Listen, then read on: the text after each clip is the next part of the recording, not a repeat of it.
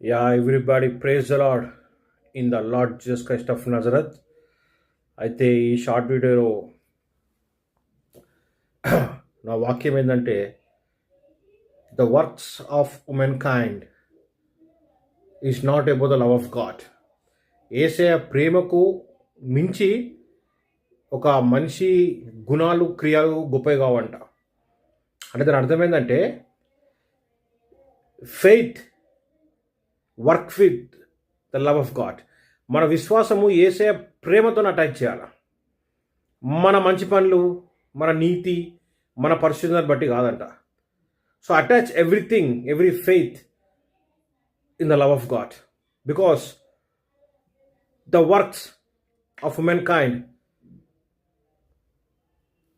Is so Yesayya ప్రేమ కంటే యేసయ్య ప్రేమ కంటే ఒక మనిషి క్రియలు గొప్పవి కావంట. యేసయ్య ప్రేమ మనిషి క్రియల కంటే గొప్పవి.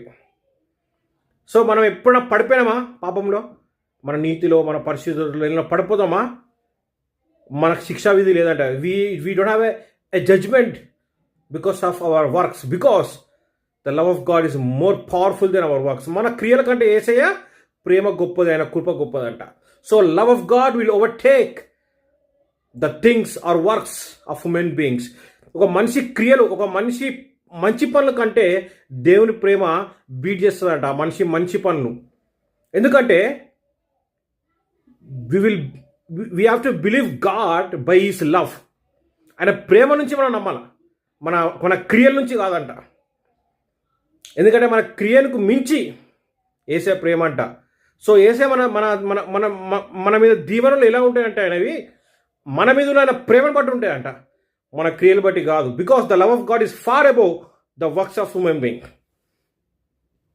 అందుకోసం మనం ఇప్పుడు పాపంలో పడిపోయినా సరే మనల్ని క్షమించి మనల్ని మళ్ళా లేవనెత్తి మనల్ని బ్లెస్ చేసే దేవుడు అనమాట. అందుకోసమే మన క్రియల కంటే ఆయన ప్రేమ గొప్పది. So don't depend on the works of human being, depend upon the love of God. God bless you.